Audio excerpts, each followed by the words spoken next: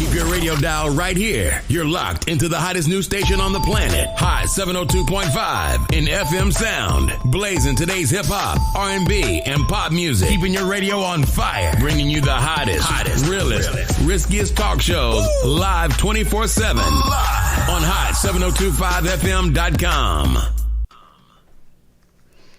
What's up? What's up? What's up? Laugh Therapy is on and ready. Thank you guys for tuning in today. Welcome to Laugh Therapy, the radio show that is all about bringing humor and healing to your day, elevating your mood and your mental one laugh at a time. In today's episode, we delve into a topic that can often be difficult to confront: family secrets. We'll explore how these secrets can impact the mental health and well-being of individuals across generations and discuss ways to navigate and heal from their effects. So sit back, relax, and get ready to laugh and learn on this enlightening episode of Laugh Therapy. I am your host, Jeaux King, and of course, I've got my beautiful co-host with me, Jay, aka Sunshine. How y'all doing today? This one's juicy. I'm excited. Yes, I'm so excited. So the guest that we have for you guys today is Keely Cherie, and she is the CEO and founder of Celesta Co. and its wellness brand Celesta Living. She's also a wellness coach and a certified yoga instructor. She does it all, guys, with meditation and other calming techniques to support mental and physical health of others in a way that incorporate daily life. Yes, Miss Keely. Her passion is for supporting others in their health journey. And this mission started in 2022 after she just quit her corporate job. Yeah, that's what we're doing these days. we out, y'all. Keely is from and based in Houston, Texas. And she has many options that are available online. So y'all got to check her out at celestaco.com. And she is also my cousin.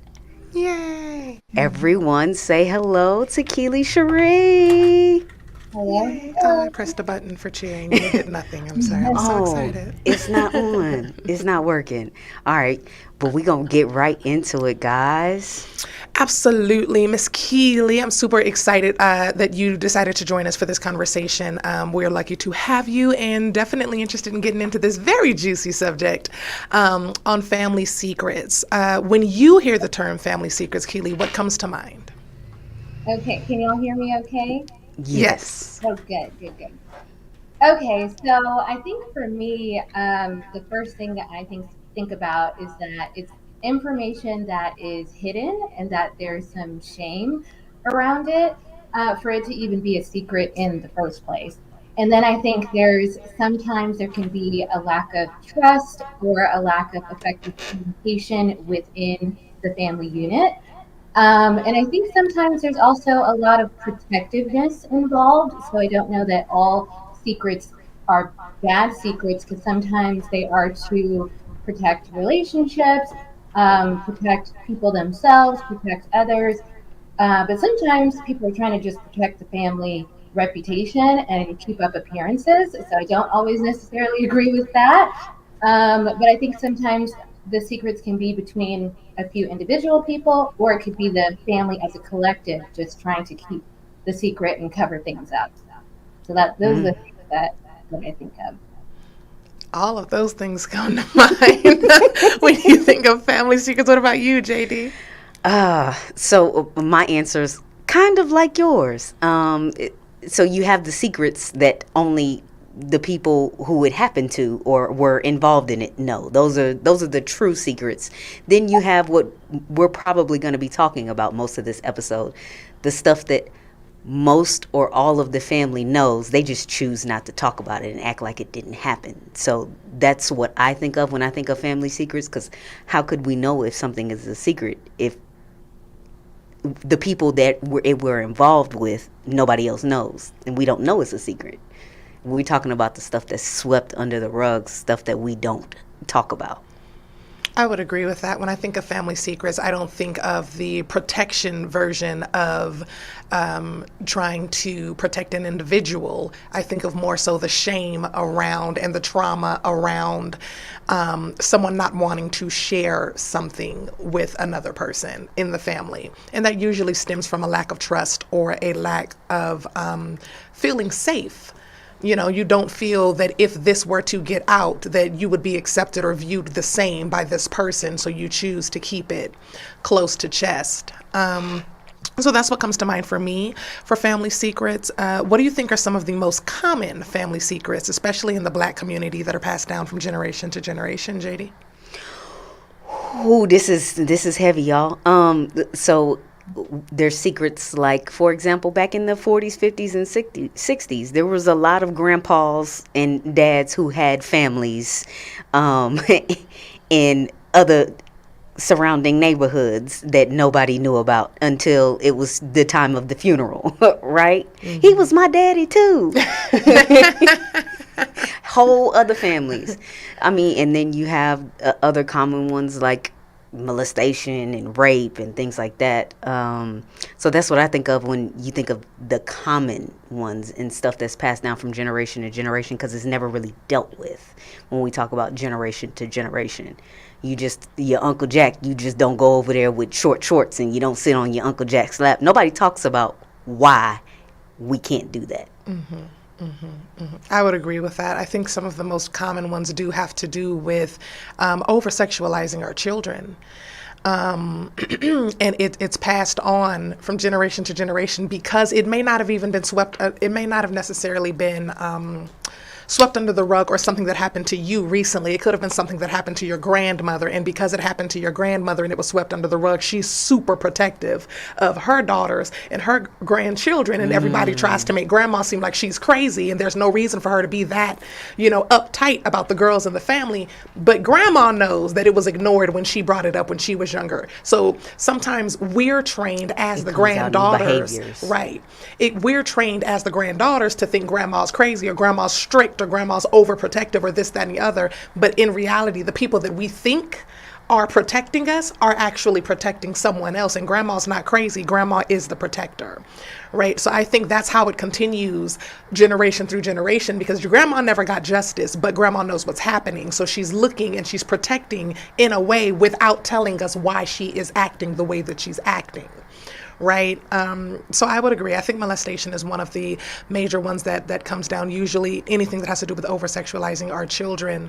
And then I also would say the ones that bring shame to a specific reputation as well, that you're trying to put on, like Keep Up with the Joneses or whatnot, anything that soils your name and makes it seem like you have less money than you do. Some of the things you have to do for your money or some of the things you have to do for your children, you're still on EBT. Certain things that just have a negative connotation to it can bring shame. So they choose to front like they're not in a situation that they are in, and you can't come to the very people that are supposed to be your support system for help. Right. What about you, Keely? What do you think are some of the most common family secrets in the Black community that are passed down from generation to generation? Yeah, I agree with everything both of you guys said. And going back to the first one Jessica mentioned, so that was one that came to mind for me, because I recently was talking to some family and found out about some children outside of marriages and things like that I'm just now learning about, like in the past. And I was like, wow. And I thought that it was really interesting how the elders in the family reacted to this information. And it's like they weren't wanting to claim these other children as related to them. And Chess was like, the person can't choose who their father is. And so how would you feel if that was you and you were the outside child and this is your actual father? So, it made me think of just kind of sometimes it's like we don't have enough compassion for, all the people involved in a situation. And then I just thought about two people that have shared with me on the paternity side that ancestry DNA can be messy if you don't know. Like, what? Wait, what you mean? Oh. Yeah, so I have had people that have done their ancestry DNA and have found out their dad is not their dad. And or not the race that they thought. Like maybe somebody who was fair-skinned and did not know until they did the ancestry DNA, and you see Africa pop up, but you thought that you were, whole Caucasian, completely European. And I've heard of that happening more than once. And so with different people that their mothers haven't told the full truth about who their father is. Or I also thought about the movie Jumping the Broom, and where Paula Patton's character, she found out in the movie that her aunt was really her mom. And so, like maternity, all those different things, and that was a big family secret within that movie. But yeah, I also think about addiction. I think, of course, people shun drug abuse, but alcoholism, I think, is another thing that is Drug very abuse, yes. and mental health conditions, Mm-hmm. things like that, just, schizophrenia, severe mental health disorders that I don't think people are talking about enough. And they're just like, oh, we don't have that one uncle, that's or somebody who's just a little off or whatever it is. And they're not really talking about it as a family of how to support and get help for these people. And then, as you guys have talked about, the sexual abuse, I think physical abuse, just inappropriate behavior altogether. I think sometimes it stems from the parents infantiling their kids. And I think, it could be both girls and boys, because we know that, Mm-hmm. women can be abusers as well. But I see it a lot with mothers and sons, infantiling them and not making them accountable for a lot of their actions. And I think it kind of continues this cycle that keeps going. And that makes me think of my favorite show, the Carmichael Show, where he says, and we're not gonna just keep ignoring it like we do our Uncle Jack's depression. And he's like, Uncle Jack ain't depressed. And he said, well, he been in the house for the past 15 years. Maybe he just got a nice house. No, Uncle Jack is depressed. That is one of those things where everybody kind of knows it, but nobody really talks about it. For me, it makes me think about, I don't know why this memory came to the forefront of my mind, but I remember my dad dropping me and my siblings off to my aunt's house. And my aunt, she used to be one of my favorite aunts on his side of the family, but she would always talk to herself. And I saw some of me in her, because I often speak to myself as well. Oh, very but she often. talked to herself like out loud all the time. And I thought that it was funny, but I loved hanging out with her. She was so much fun. Come to find out, that aunt was very much so on drugs. And my dad knew that when he dropped us off to her house. But his defense, when I brought it up to him later, I was like, that aunt has been a crackhead for like 20 years, Dad. Why did you drop us off there? He was like, I had to work. And she knew better than to fuck with y'all. She knew better than to mess with my kids. And I was like, what? She was on drugs, Dad. Like, we could have been Crackheads going crackhead. Right. I was like, crackheads are going to crackhead. And you thought she wouldn't mess with y'all because she knew y'all are our kids? What?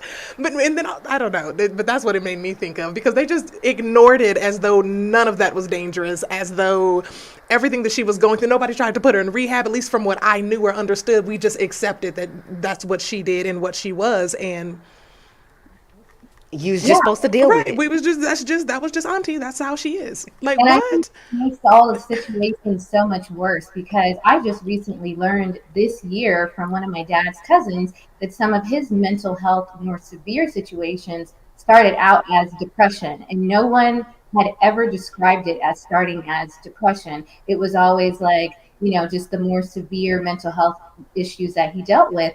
But I learned that it started as just a lot of disappointments, a string of, just things that he dealt with that he didn't really have good coping mechanisms to deal with, that nobody was really talking about. And it kind of led to more serious things. So I think that just as a collective, when we're not getting the people their support that they need, when it starts off as maybe something smaller, we're not doing a service to them by covering it up and helping. And that's the thing.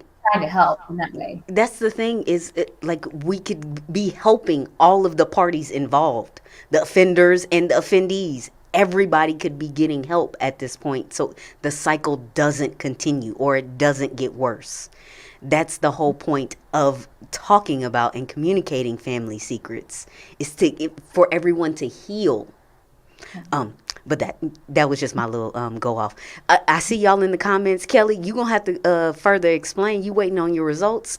You gotta go into detail, sis, about what's going on. Ancestry.com. Oh, okay. Oh, yeah, we see y'all in the comments. We appreciate y'all being here. Okay, so I'm gonna ask you, babe, have you ever kept a family secret? And if so, why? I kept a secret because I thought that it was my fault. I was actually only 8. I tell my mom everything, y'all. She was my best friend in my head. I always felt safe with my mom. But when I was 8 years old, I witnessed domestic violence, and it was pretty brutal. And I saw the entire thing take place. I saw my stepmom get dragged out of the window of her truck while we were still in the truck, and the truck was on and moving. So all of us as children are inside of a moving truck as it's moving backwards while she's getting her tail whooped and drugged and dragged in the house, right? And one of our neighbors actually had to run from where they were. They jumped in the truck and put the truck in park so that we wouldn't just roll into the street, yeah, or into the house that was across the street. And it was traumatizing, but I thought that situation had happened because of me, because I wanted to go with my stepmom. She told me I couldn't come with her. I didn't know that she and my father had whatever argument or disagreement that they had in the house before that. So usually if she was like, kids, let's go, that included me. So when she said, kids, let's go, I got up to leave, and everybody got in the truck. I started to get in the truck, and she said, oh no, baby, you can't come with me. And I looked at her because that was abnormal to me. Like, what do you mean I can't come with you? You said kids get in the car. And she was like, no, baby, I meant my kids. And that's the first time that she had ever made that differentiate. Ooh, I bit my tongue. That she had ever made that feel that different for me. As far as, no, I meant the ones I birthed, like not including you. I had never had that feeling before, that I'm not yours, so anyway, I got out of the car and my feelings were hurt, and I walked in the house with tears in my eyes, and my dad was washing the dishes, and I remember looking at him, and he said, what the fuck is wrong with you? And I was like 7 years old, and I was like, and he said it again. He was like, why are you crying? What the fuck is wrong with you? And I'm scared in that moment because I can tell that he's angry, but I don't know what I've done. So I just said, she said I can't come with her. And he said, what? I said, she said only her kids. I did not know about what had transpired before. I didn't know that was going to set him off. I didn't know any of those things as a 7-year-old kid. But what transpired next was traumatic for everybody, right? And I ran and got in the car while that whole situation was happening. And we all just sat in the car and cried. And the only person that I had told that to was my mom. And I told her because I thought it was my fault. So I broke down and I started crying and saying that I was the reason that I won't say her name, got hurt. And she had to explain to me that wasn't my fault. And we actually ran into my stepmom, I want to say, at this point, they were no longer together, I don't think, maybe like 2 years later or something like that. And my mom said to her, she goes, she thought that was her fault. And both of them sat there in HEB, I remember that, and explained to me. I was like 8 or 9 maybe at that point. And had to explain to me how that was not my fault. His emotions did not belong to me. What happened to her did not, rain on me, but it completely shaped the way that I see relationships now. Because even as an adult now, if you even almost look like you're about to put your hands on me, I'm fighting for my life. I am fighting for my life immediately. It's like a trigger response now because I witnessed that and I promised myself in that moment it would never be me. So even now, every time in high school, if somebody said they want to fight me in college, anybody like played in my face, anything like that, if you ever made it seem like at any point in time I was going to be unsafe, I was ready to fight for my life because I couldn't go through that. So, but I did. I kept that secret. I didn't tell, my grandparents. I didn't go talking about it all over to different people. I told my mother and my mother only, and I thought I was going to have to take that to my doggone grave. But yeah, I've kept a family secret before. And it I don't know, it was very heavy for a very long period of time. Even as an adult, it's heavy now. I want to cry for the child you. Yeah, childhood me went through a lot, y'all. But I worked through it in therapy. What about you? Have you ever kept a family secret? Oh, me? Mm-hmm. Yes, I have. And the reason why I kept the family secret is because of shame. I didn't want to feel shamed. I didn't want the other person to feel shamed because I didn't know what happened to me was wrong at the time. I was so young, and you keep it in, and it creates this yourself as your safe space, and you can't it comes out as you not being able to communicate your feelings, and being vulnerable is the worst thing in the world, right? After the things like that happen to you, when you do realize that it was wrong. And after all of this time, you don't want to talk about it because it brings up the pain and the hurt all over again. You just don't want to feel it. You just want to be That's done with real. that feeling. So me not telling the secret, though, also enables the person to continue to do it. It doesn't hold them accountable. And when you hold in the secret, it also weighs on you, and it comes out in different ways, like I was speaking on earlier. But that's why I was saying you have to, even it's so hard to communicate when traumatic things happen to you, but you have to even if we reach one person today, that's my goal, is to be able to get it out, so everyone in the situation can begin to heal. And I think that is where you have to start. But that's my spiel. Keely, Keely, what have you about ever you? kept a family secret?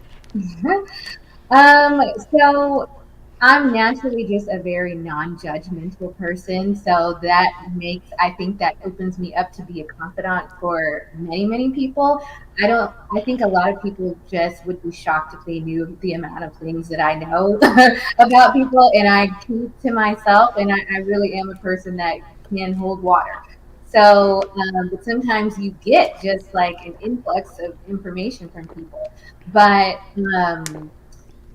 the reason why I have kept those secrets, I think there is a form of healthy privacy you can have for people. I think in some respects, some people that are involved in the situation, they're not ready for to have those conversations, or to deal with the fallout that can come from exposing these secrets. So you have to be aware and think about what is are like the consequences of bringing this information out. It affects a lot of people, not just the people involved. It's an extension, and the whole family has to deal with whatever these issues are.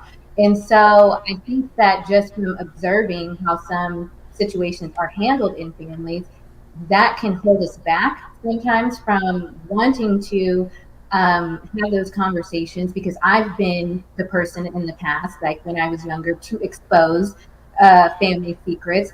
And when you observe how you're being treated sometimes when you do that, then that creates like a fear of doing it the next time. It's kind of like the whistleblower thing that happens in corporate. It's like whistleblower, the person to expose the information, well, that person gets shunned and gets fired, and the person actually being, doing the wrong thing.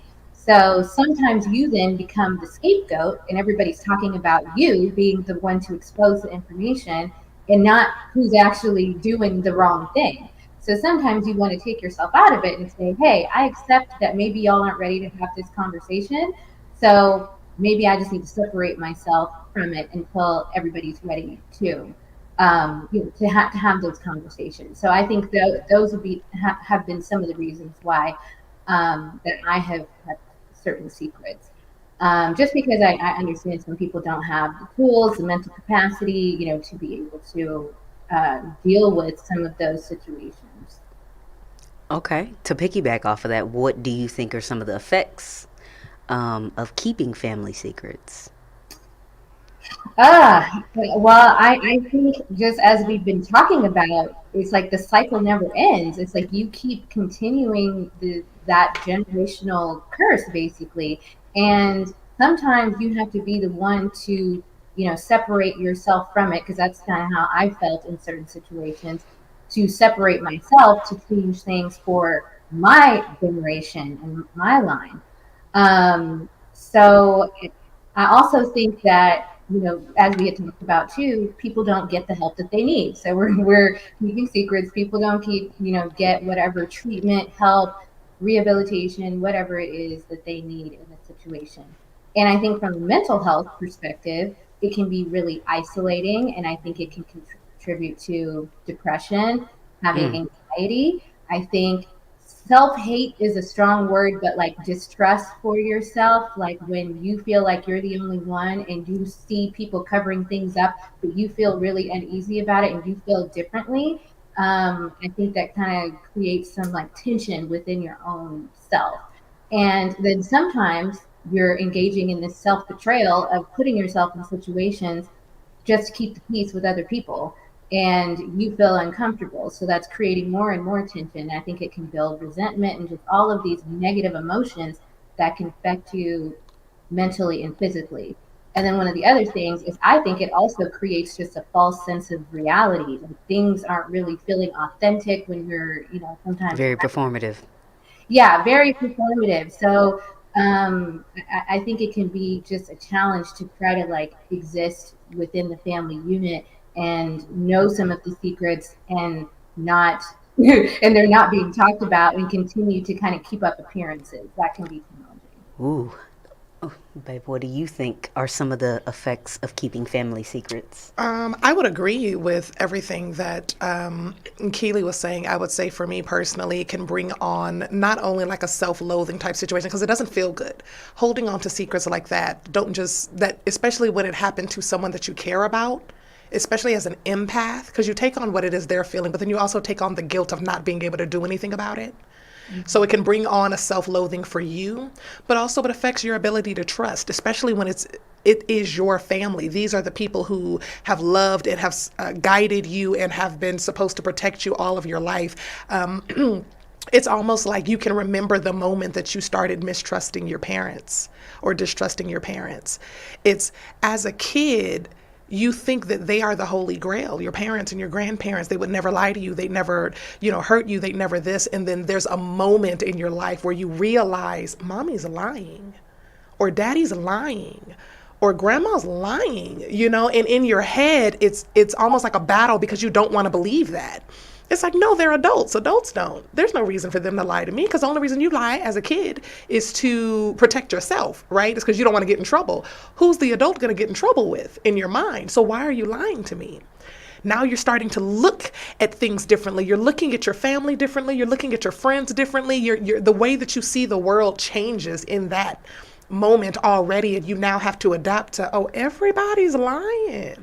Even if it's small, everybody's lying. Like, oh my God. So it's And you want me to tell the truth. Exactly. It's a profound moment, but it's another reason why I drive it home with our kids when we're at the house when it comes to telling the truth. I'm like, look, if you're going to get in trouble, you're going to get in trouble. If you're not going to get in trouble, you're not going to get in trouble. It is what it is. But either way, tell the truth. You have your word, right? Because I know that moment in their minds when they've had to have one where they realize, mom, mommy's lying, or daddy's lying, or whatever that moment was. Whether I thought I was protecting them or whether I was annoyed and telling them there were no more chips left, either way, it happened. And they were like, that's not true. That's not true, Mom. That's not true. And Legacy gonna double check, baby. Let me tell Legacy you. believes no one at any point in time. Nothing. He needs to see it, hear it. It doesn't matter who's telling it. It needs to hit him in the head first. So I think that it causes a different layer of trauma, because now you have to figure out who you can trust when at the epicenter of everything you thought that you could trust your family. If I can't trust anybody else, I can trust my mama. Oh shit, my mom just lied to me. If I can't trust anybody else, I can trust my grandmother. Oh shit, my grandma just lied to me. Right? So I feel like it just continues to build from there, where we're now all lying to each other. And where is your safe space now? I would agree with both of what you said. I just would like to tack on that it gives you a sense of your protection is gone.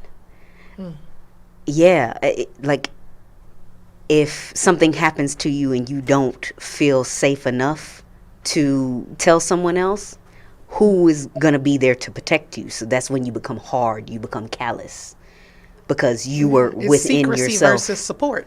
Yeah, like who is going to protect me if I don't feel safe enough to tell someone what happened to me?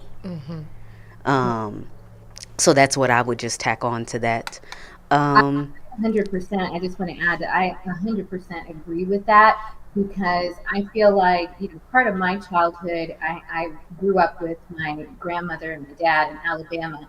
And I grew up in a household where there was open communication about, hey, what's going on? Is anything happening? Have you had any inappropriate experiences? Things that my grandmother was asking me. Mm. So I felt like I was in a place where I was being protected and my safety was always being considered. And she would never let me stay the night at anyone's house. And I just thought it was ridiculous when I was little. We all thought that, right? Now you understand why you can't stay the night at everybody's house. And so then to transition to my time in coming to Texas and the rest of my childhood, it's like I had to feel like I had to grow up like that because, like what Jessica's saying, it's like I didn't have that protection anymore. And an adult that I could go to that could protect me, so that I became the adult and the protector of others, that I would observe things happening with them. And so I totally agree with that, this 100%, because yeah, I kind of was like, well, why did I want anything differently than what I had? But of course, you're a child, you don't know. But then I started to feel guilty for kind of wanting to, be with this other side of the family when I was younger and experience this other side of the family. Because then I felt like, why did you want that? Because then you lost that protection when you made that switch. Look, I came to get you, okay? I was going to get my cousin. Look at here. I led the charge. We are going to get Keely. No, but also one more thing. I know we didn't spend a lot of time on this question, but one more thing. It also, when family secrets are exposed, one of the effects is it brings people off of their pedestal. Often we have certain family members on pedestals, and when we find out the truth about them or about a secret, it brings them down off of that pedestal and they become human. Yeah. And a lot of people don't want to seem that way to other people. We're all flawed. Mm-hmm. Transparency should be the key, but especially with your family. If you can't be transparent with your family, who you going to be transparent with? But yeah, well, and the flip side of that too, of people that have a certain status within their family. Mm-hmm. Exactly.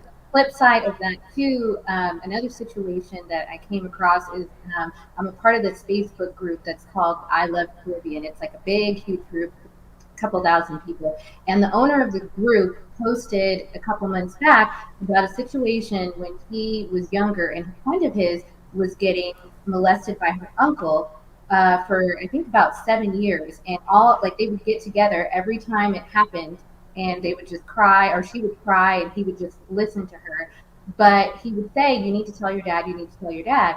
And she would say, well, because of my uncle's status, I fear for my dad's life, that he would just kill my dad, basically. And so when he made this post, he had like a zipper of like across the lips, and I thought it was like a powerful picture. But he posted it and he said, I still think about my friend like all the time. And, I still think about women that have to, or people in general, I'm not going to say women, people in general that have to suffer in silence, and what can be done to help with these situations. So sometimes, people's status, that also keeps people from speaking up about situations like you're saying within the family. Correct. For safety reasons too. Okay. How do you think family secrets affect a person's ability to cope with trauma and difficult life experiences? Well, like I said, with some of my experiences, or actually I can piggyback off of what you said earlier when I commented secrecy versus support. Sometimes people think that keeping something a secret is protecting you, but your version of protection is not support for me. For example, when I was 12 years old, my best friend's father was inappropriate with me. And I didn't know how to approach that. One, we all went to church together. Two, my mom and her mom went to high school together. So they've known each other for years on years. There's history there in their friendship. And I didn't know what to do. I also didn't want to lose my best friend at the time. So I was carrying that just for a few days. I didn't know what to do. And I ended up telling one of my counselors at school, because in my head, I figured she couldn't tell anybody because she's my counselor. I had been watching a lot of Law and Order. That's not the same as a lawyer, y'all. Just wrong. I was out here just wrong, okay? But I was in the 8th grade. So in my head, I thought that I had that figured out. And of course, they're legally obligated to tell someone, an authority figure, when that is what it is that you confide in them. So all I remember is telling her that, and then shortly later the police were at the counselor's door and they needed to take me home for the day. And sitting at the table with my mom and this police officer, and I just broke down crying, and I'm explaining what happened. And I remember my mom, looking at me, and I could tell she felt something. I don't know what the something was, but it looked like she had a lot of emotions going on, and I didn't understand anxiety or things of that nature at that time. But in my head, I had just told my mom something super serious, and my shiro, my superhero, was about to scoop in and save me. She was about to fix it. She was about to, if she got to set something off, I was expecting, exactly, I was call the cavalry, right? Call everybody.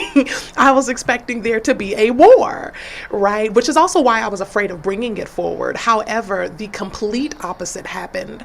I don't exactly remember what conversations were had around that time. I do remember she told my father, and all I remember is her coming back to me and saying that we weren't going to move forward with charges because she didn't want me to get picked apart on the stand.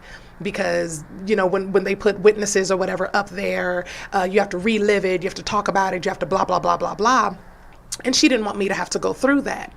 And I'm sure in her mind at that time, as my mom, that was something that she thought was protecting me. But that protection felt like a lack of support. Because support would have looked like, what do you want to happen from here, right? What do you want to do? Because again, I was ready to call the cavalry. I was ready. I thought my dad was getting ready to call up the frat brothers and all my uncles and everybody, and we about to go break some legs. Like, I was thinking we were about to turn into the Sopranos. I was ready. I was ready to have my ticket pulled, bro. Like, I was like, oh, they about to curb stomp this nigga. I knew it was over for him. They was about to Kirk Franklin stomp this nigga, and nothing. It just ceased from there. It was like, we're not going to do, anything. We'll just keep you away from them. And that didn't happen either, because that very next Sunday, as I was coming out of youth church, he worked at the church. He's coming down as the cameraman, just me and him sitting here in the hallway. He winks at me and goes on about his doggone day. And that's traumatizing, right? So, oh no. I think when it comes to coping or dealing with it after that, I felt like in that moment I didn't have protection, right? The person that I thought was my shiro, and even my dad and whatnot, I looked at everybody in my family differently because I knew they had all had a conversation about it. So I know this happened to me. None of y'all are going to war. None of y'all have suited up. None of y'all have put on a cape. Everybody's just, oh, poor Nana, like it's freaking Peter Pan. Nobody gave a shit. Like, that's how I was feeling as a 12-year-old. I feel like you had to get that off your chest. It was a little heavy. I've worked through it in therapy, but I'm just saying, when it came to coping with it, moving forward, when anything else happened to me that felt a little dangerous or felt unsafe, I always figured I had to put a cape on and save my goddamn self, because when I looked for everybody else to save me, I was the only one standing on the let's go to war side. So it changed the way I cope with things. Even now when I'm going through something, I have to calm down and tell myself in my head, you have support. Now you can call your mom. Now you can call your aunts. Now you can call, and it's okay to ask for support. But when I really, really needed that support at that time, I felt that I didn't get it the way that I needed it. And it completely changed the way that I looked at what support looks like from my family for 20 years, almost. Oh, okay. I had a similar situation, and they did ask me, but I had no idea what I wanted, because the person was a badass already, and I was like, well, if anybody I'm thinking to myself, if anybody tries to fight him, he just gonna kill him. And it was just like, okay, so what's our next steps after this? And nothing really came about, and I just, like you said, felt totally unsupported at the time and unprotected. And everything changed for me. My mental, everything changed after that day. Keely, how do you think family secrets affect a person's ability to cope with trauma and difficult life experiences? Yeah, I think that the brain can just only hold so much. Like when you are keeping things in and keeping things in, and you don't have a healthy way to express even the things that you're dealing with. And I think, as I mentioned before, it can start out with, you're just keeping it in and holding it in, but it can manifest itself physically, mentally with different challenges. I know I had a lot of stress related just issues early on. Like I was very young and had shingles for I some reason. remember that. Yeah, and it was just like everybody's like, "Oh, that's something that old people get." Like, how did you get that? And it's like, well, just from taking things in and not having a healthy way to express those things. And so, and I think it's harder to stay within the family unit and just continue to watch what's being modeled to you and not kind of try to go elsewhere outside of the family, whether that's like, your close friends or having a therapist or something where you can learn other healthy behaviors of how to cope with things. Because I think if you just stick within your family unit and you're like, well, this is just how we do things, like you're never going to be able to learn new tools of being able to better cope with the situations. The tools. Yes, Terrence, this is real deep. And I'm glad you text your therapist. If you have a therapist after today, Absolutely. Work through that. We are definitely encouraging everybody to go to therapy. Keely, how do you heal from family secrets that your family refuses to acknowledge? Oh man. So, like I said, I think going back to educating yourself first, like first and foremost, just on, just different ways of how you can, healthier ways that you can cope. So right now I'm reading a really good book that I recommend to everyone. So it's by a therapist. Her name is Nidra Deborah Tawab, and it's called Drama Free, a guide to navigating unhealthy family relationships. And she has so many examples of all the things that we were talking about in word for word of this is what you can say and this is what you can do in this conversation. Or if you want to keep a relationship, there's a whole chapter on keeping a relationship with people who don't change or who won't change. And so, and it talks about how acceptance is part of peace. And I think acceptance is a really big thing that people don't talk about, but when you want the situation or want someone else to be different than what they are, that creates a whole lot more tension. And so when you actually accept the situation for what it is, and sometimes this just is, and if these people or this, situation is not in a place where it can be changed, I'm accepting of that. And so I just have to do the work on myself and do the healing on myself to be able to not have the negative emotions, because when you're the one that's constantly thinking about whatever these issues are, you're creating the stress for yourself, and like I said, manifesting into these mental health challenges and physical challenges, and everybody else may not have the same degree of issue with it, so they're sleeping fine at night and you're the one that's stressed, and so you're the one that's like having all these issues. anxiety, getting cancer, because you holding it in. Exactly. And sometimes you just have to accept and, you know, not to bring Robin Thicke into it, but blurred lines. It's just like there are lines that have been blurred, I think, within family relationships that go way back. And I think sometimes it goes far back into, like, into different cultures and things like that have happened, like we said, generational curses that go way beyond us at the root, that really needs like the collective to be ready to come together to fix some of the issues. So some things I think are bigger than one, two people being able to fix.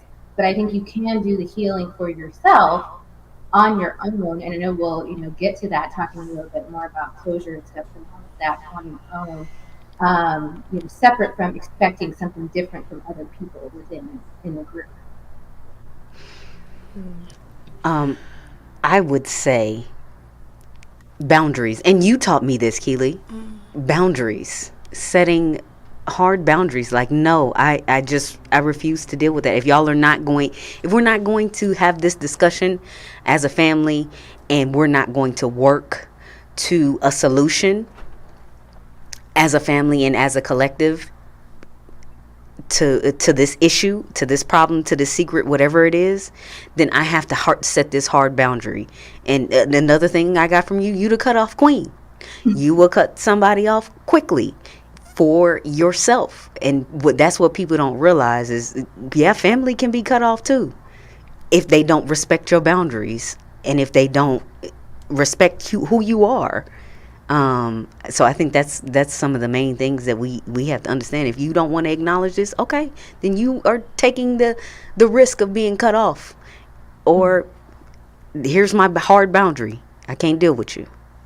Well, yeah, and with I this think one, for me, I'm vengeful. I just got to be real. I just got to be honest. I'm too vengeful for that approach in a lot of different things. If it's just you refusing to acknowledge it, as in, it happened, we both know it happened, neither of us want to talk about it anymore type thing, all right, cool. If it's you refusing to acknowledge it, as in you're saying it didn't happen, like you're calling me a liar, I will go to war for it.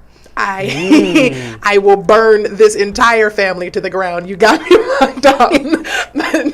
Because I have no reason, especially if it was something that was traumatic for me, I need you to at least be in this moment with me. If we decide that this is too hurtful for us to speak about, I can then do the healing for myself, and then whatever trauma it is that you're holding on to from it is on you.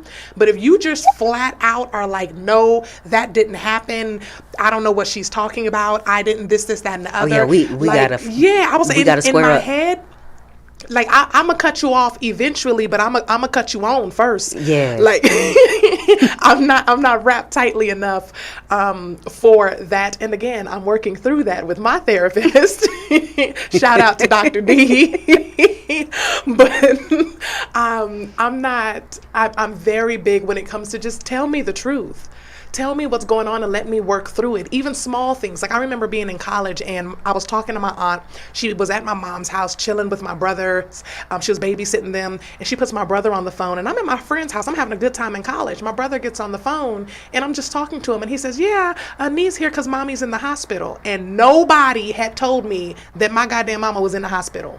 Nobody had called me while I was in college and said, hey, your mom's blood pressure is through the fucking roof, and she had to be rushed via ER to the freaking hospital. But y'all are calling me to just see how my dance team is going. I was ready to cuss everybody out. Yeah.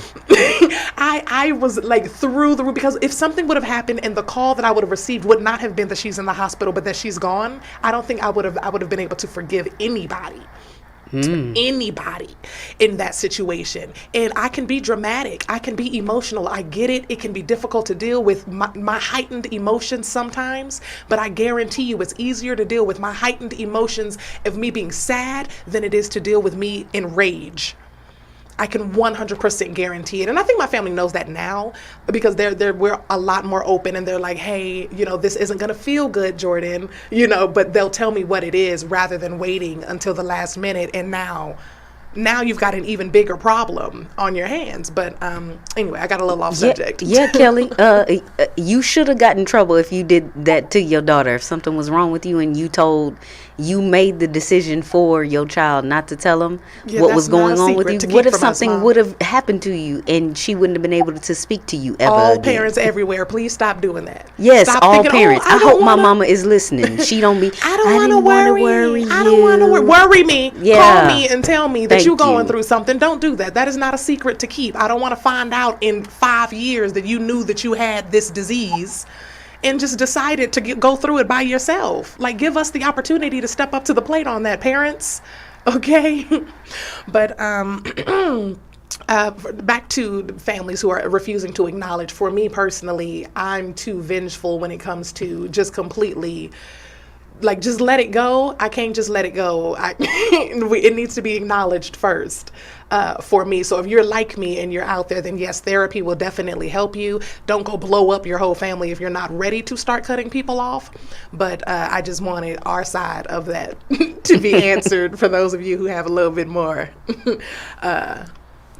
I don't know how our brains work, but yeah, it's disrespectful for you to just act like the shit didn't happen to me. Keely, well, no, JD, how would you say individuals can create a sense of closure and understanding around family secrets? Transparency is the key. It's not just about being honest, because you can negate some things when you're being honest, right? It's about being transparent. Yes, this happened, and you have to take accountability for it. And you have to be willing to be better and get help if you need help. Do not be afraid to say, yes, this happened and I need help. This is how you move forward. This is how everyone in the situation gains closure, is by being better, just being a better human. And whatever that looks like, if that looks like therapy, if that looks like incarceration, whatever it looks like. Not incarceration. Look, I'm just saying, whatever being a better version of you looks like, we need to get to that point. Because now you didn't hurt me, and now I have to heal from what you did to me. Mm-hmm. You also need to heal from why you did what you did to me. Mm-hmm. So I just think it's about being transparent, because you have to be accountable when you're transparent. I agree. How about you, Keely? Well, I'm going to speak to being the cutoff queen. So. Oh, man. I'm going to reframe that as releasing people with love, okay? That's going to be my reframe of that, and that it goes back to being compassionate. And so I don't do that with like any malice or hard feelings in my heart. It's really me being accepting of the person and where they are, but knowing that I'm in a different place. And another thing I think to get closure is well, I know, not everybody can forgive depending on what the situation is. But to me, forgiveness is for me. It's really not for the other person. So the forgiveness is for my closure, even if they didn't ask for forgiveness, which I've had a lot of things that were done wrong to me, but the person didn't ask for forgiveness, or they asked for forgiveness and continued to repeat what they did and, invalidates that apology and forgiveness that they were asking for, I feel, if you continue to repeat the same offenses. So I think forgiveness, that is definitely important. But what I think happens sometimes is people mix up forgiveness and fellowship, and they're not really the same thing. So you can forgive someone and you not taught me that. Also be around that person and still have that boundary. Again, how we talked about the boundary. And I think that some people think because I choose not to be around them, that it's like, I hate them, or I have unforgiveness in my heart and all these different things. And it's actually the opposite. So from my perspective, I have forgiven people a long time ago because it is for me. But that doesn't mean that I'm going to continue to put myself in situations where I'm uncomfortable if that person hasn't chosen to do their work. All righty, Miss Keely, thank you so much for joining us today on Laugh Therapy. Guys, this will probably become a series. We have quite a bit to cover when it comes to family secrets, but that is all the time we have today on Laugh Therapy. We hope that our discussion on family secrets and their impact on mental health has provided you with valuable insights and support. Remember, it's never too late to seek help and guidance in navigating the effects of family secrets. Seeking therapy can be a powerful step toward healing and building resilience. So if you or anyone you know is struggling with the weight of family secrets, please don't hesitate to reach out to a qualified mental health professional. Join us next time for another episode of Laugh Therapy. Keely, can you let the people know where to find you before we end here? Yes, of course. And I just want to thank you guys both for having me on the show today. It's a really great discussion. So where you can find me, so on my website, my wellness website, celestaliving.com. And if you'd like to join my email list, I'll share if there's anything that is available for you all to join. I'm at Celesta Living on Instagram. And I just launched a podcast, Home with Keely Podcast. And so that is on Google Podcasts, Apple Podcasts, Spotify, and Amazon Music. And I also have a YouTube channel. Soulesta. And Soulesta is spelled Soulesta. All right, guys. Y'all have a good night. Thanks for tuning in. Thank you guys.